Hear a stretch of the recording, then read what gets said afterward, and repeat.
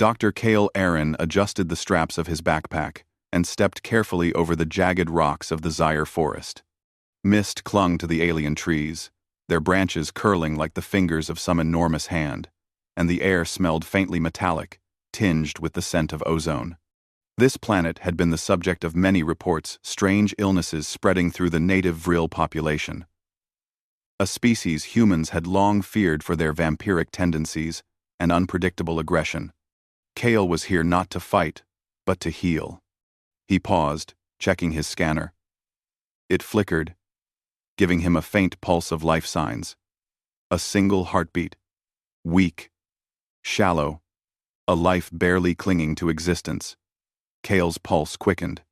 The scanner placed the source of the signal a few meters away, behind a curtain of luminescent ferns. He moved quietly, careful not to make a sound. What he saw made him stop. Lying on the forest floor was a vril woman, her skin pale with a faint bluish tint, hair dark and flowing like liquid night. Her eyes, golden and slitted like a predator's, were half closed in pain. Her slender frame shook with each shallow breath. Kale knelt beside her, careful not to startle her. "You're sick," he murmured, speaking slowly. "I can help you." The vril woman's eyes snapped open. Fear flashed across them, mingled with suspicion and hunger. Her fangs peeked from her mouth, small but sharp. She hissed softly. Kale swallowed and held up his hands. "I'm not going to hurt you," he said. "I want to help." The creature hissed again, but she didn't run. She was too weak. Kale quickly set his medkit down and opened it, scanning his options. The illness was aggressive, attacking her internal organs, weakening her muscles, and suppressing her natural regenerative abilities. Humans had medicine, viruses, and treatments that aliens often lacked. Kale had spent years studying xenopathology. He could cure her, but it would require risk. He glanced at her. "I don't know if you'll trust me, but I can save you. I can keep you alive." She made a soft, almost inaudible growl. Kale didn't flinch. He had been trained for moments like this, facing creatures whose survival instincts were stronger than fear itself. Over the next hour, Kale worked quickly. He drew a small syringe from his kit, a mixture of engineered antibodies and viral suppressors. Carefully, he injected it into her. The vril woman's body shivered violently, and she hissed in pain, but Kale didn't stop. He monitored her vitals, adjusting the doses as he went. The mist of the forest seemed to thicken, pressing against them both, but Kale stayed focused. Finally, her breathing stabilized. Her golden eyes fluttered open fully, and she blinked at him. Kale smiled gently. "There, that should help," he said. For a moment, nothing happened. Then, the vril woman sat up slowly, her gaze fixed on him. She examined him, as if trying to understand why a fragile-looking human had saved her life. You are not like the others," she whispered, her voice a melodic rasp. "You are different." Kale nodded, understanding her meaning. Vril often preyed on humans for sport or sustenance. They had never seen one act purely out of compassion. Humans, despite their weaknesses, were capable of something more: ingenuity, persistence, and courage. "I saved you because I could," Kale replied simply. "Humans, we don't give up easily." Her eyes widened slightly. She had expected cunning, trickery, perhaps even deceit, but not this. She had been defeated by her own illness. And yet, here was this small human standing, calmly, tending to her wounds. It was a strange, unsettling feeling for her. This respect for a species she had considered weak. "Why?" she asked, still suspicious. "Because it's the right thing to do," Kale said. "Because no life is worthless. Not even yours." The vril woman tilted her head. She was not used to kindness. Not in a world that rewarded strength, aggression, and survival at all costs. She studied him for a long moment. Then, slowly, she nodded. "I am Lyra," she said. You have saved me." Kale smiled faintly. "Dr. Kale Aaron. Humans call me Kale. You're welcome, Lyra. Rest now. You're safe." For a while, the forest was silent except for the sound of her breathing. Kale stayed nearby, alert to any danger. But she didn't move. He had expected aggression, but she didn't bite him, didn't try to flee. It was almost trust. Over the next few days, Kale tended to her, using human medicine and improvised techniques adapted to vril biology. He discovered more about their species, how they healed faster than most life forms, how their bodies could withstand damage that would kill a human, how their senses were sharper than any predators. And yet, they were still susceptible to illnesses humans could combat. Lyra began to recover. Her golden eyes regained some of their natural glow, and her strength returned slowly. But the more she recovered, the more complex her feelings toward Kale became. Humans, she realized, were not weak. They were stubborn, clever, fearless. They were strange creatures, capable of compassion, yet capable of cunning. "You are strange," she said one night, as they sat near the fire Kale had built. "You saved me. You could have run or left me to die, but you stayed." Kale shrugged, keeping the fire between them for safety. "Humans don't leave others to die if we can help it. It's in our nature. You might think it's strange, but it's who we are." Then, Lyra studied him silently, her head tilted. Then she smiled. Faintly. The first time Kale had seen any emotion other than suspicion or hunger in her face. It was unsettling. It was beautiful. But Kyle didn't notice the change in her immediately. He was focused on analyzing her vitals, making notes in his datapad, and planning the final stage of her recovery. He didn't realize that by saving her life, he had formed a connection he could not yet understand, a bond that would pull them both into danger, and eventually into a strange, twisted partnership that neither of them could escape. For now, the forest was quiet. Lyra rested, and Kale watched the stars through the gaps in the alien canopy, thinking about the strange turns his life had taken. He had come to Zyre expecting disease, danger, and research. He had not expected fascination. And Lyra, the alien vampire woman, had not expected a human to be brave enough, clever enough, or compassionate enough to save her life. Kale did not know it yet. But the moment he had injected her with the cure, the rules had changed. Lyra's species had underestimated humans. They had underestimated him. And in the days to come, that mistake would become far more dangerous than either of them could imagine.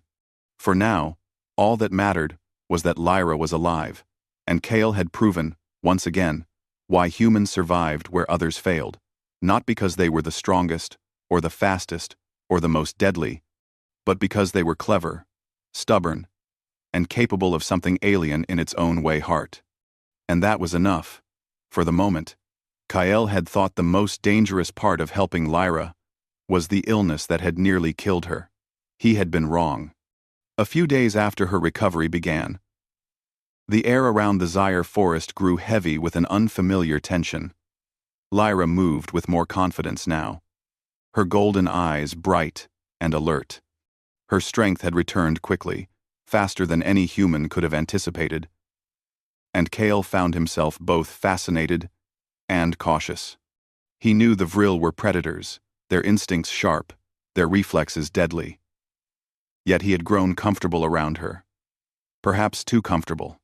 It happened suddenly. Kyle was examining a strange fungus near the river, taking samples for analysis. Lyra had been following quietly, curious about the way he worked. Humans, she had learned, approach the world with patience, using intellect rather than brute force to survive. That was strange, and yet oddly admirable. Without warning, she lunged. Kale barely had time to react, as her teeth sank into his arm. Pain exploded up his limb, but it was not like a human bite. It burned differently, deep into the muscle, and Kale felt a surge of something alien, something trying to invade his mind. "Lyra," he shouted, jerking backward. His human instincts screamed at him to fight, but he forced himself to stay calm. "What are you doing?" Her eyes glowed faintly in the dim forest light. "You belong to me now," she said softly, almost reverently. "Your life, your blood, mine." Kael gritted his teeth. He could feel the bite altering him, awakening instincts he did not understand. His vision sharpened, sounds grew louder, and a strange hunger throbbed in his chest. But he fought it. Human willpower, stubbornness, and sheer determination surged through him. He would not be controlled. Not by an alien, no matter how powerful. "You're wrong," he said, his voice steady despite the pain. "Humans, we don't belong to anyone." Lyra paused, her fangs still embedded in his arm. She tilted her head, studying him. Most species she fed on were weak, compliant. They surrendered instantly, their minds and bodies bending to her will. Humans, she realized, were different. They resisted. They adapted. And for the first time, Lyra felt a spark of admiration for a creature she had always considered prey. Kael struggled to stand, pulling her gently but firmly off him. The forest seemed to blur as his senses adjusted. Colors were sharper, sounds more distinct. The very air thrummed with life in a way he had never experienced. He staggered, gripping a tree for support. Lyra studied him, her expression unreadable. You are strong," she said finally. "Stronger than any human I have known." Kael flexed his arm, wincing at the pain. He could feel something changing inside him. His heart beat faster. But not just from injury, there was power coursing through his veins now. Something alien, yet exhilarating. He realized he had survived a bite that would have enslaved any other being. His mind, his determination, and his stubborn human nature had fought back. This doesn't make you mine," he said, straightening his spine. "It changes nothing." Lyra's eyes softened, but the hunger in her gaze did not disappear. She had tasted his resilience, his defiance, and it fascinated her. "Perhaps you are not like the others," she admitted. For the next several days, Kael felt the effects of the bite. His senses sharpened. He could hear distant creatures moving through the forest, see in near darkness, and heal minor cuts almost instantly. But the change was not entirely welcome. At night, he felt urges he did not understand, instincts pulling him toward hunger and aggression. Lyra stayed close, watching him with a mixture of concern and curiosity. "You must learn to control it," she said. "The bite, it changes more than your body. It changes your mind. Your instincts will try to dominate you." Kael nodded. "I will not let it. I am still human. I will stay human." "That is unusual," Lyra admitted. "Most species cannot resist. They become what we need them to be. But you fight. That is impressive." Kael smiled faintly, wincing as the pain in his arm flared again. "Humans survive because we never give up. We adapt. We endure. And we think. No alien has ever taken my mind from me." Her eyes glimmered with a strange respect. Lyra had spent her life considering humans weak and fragile, and yet here was one. Small and mortal, resisting powers she had thought unbreakable. The realization unsettled her and intrigued her, but danger was never far away. The Vril were a proud and vengeful species. Some had already begun searching for Lyra, intent on punishing her for staying with a human and breaking their traditions. Kael knew that staying in one place too long would be deadly. "We should move," he said. "If they find us here." He didn't finish the sentence. But Lyra understood. Detection meant death. She nodded, her movements graceful and predatory, but cautious now. Very well. But you must trust me, she said. I will guide you. The forest can be unforgiving. Kale followed, learning quickly how to move silently through alien terrain. His enhanced senses, thanks to the bite, helped him detect dangers before they became threats. Predatory creatures, hidden pitfalls, and the ever-watchful vril hunters were easier to anticipate now, though the effort still drained him. During the long journey through dense forests and rocky ravines, Kael discovered more about his own abilities. He could hear the whispers of wind moving through leaves, hundreds of meters away. He could detect subtle changes in the ground, sensing the approach of creatures before they were visible. He could even anticipate Lyra's movements, learning from her instincts, though she remained far faster and stronger than he could ever be.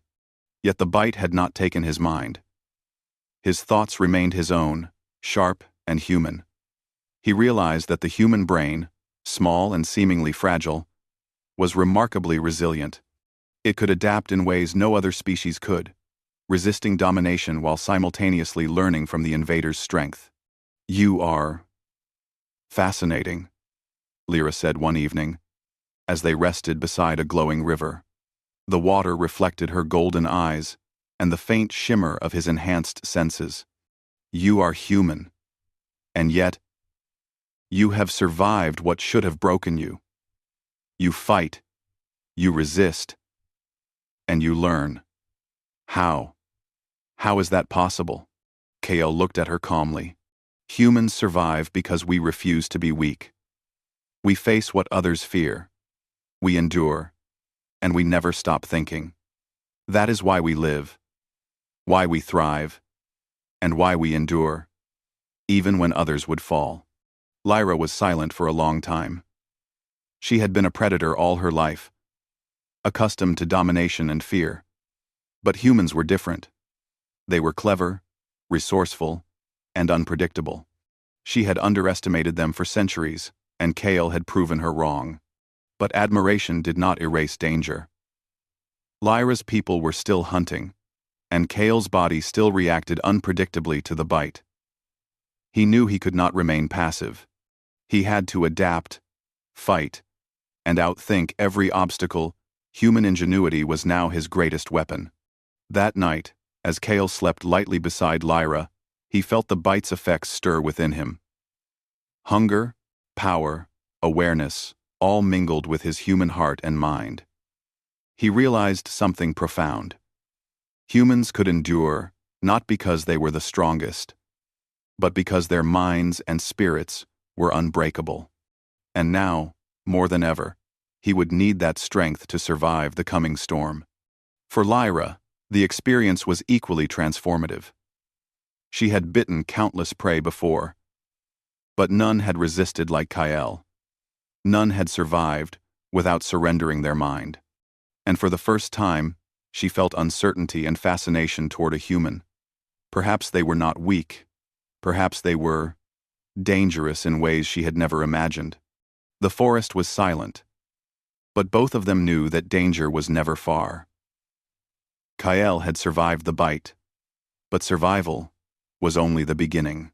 Trust, understanding, and mutual respect would be forged in the fires ahead, and neither of them would ever be the same again.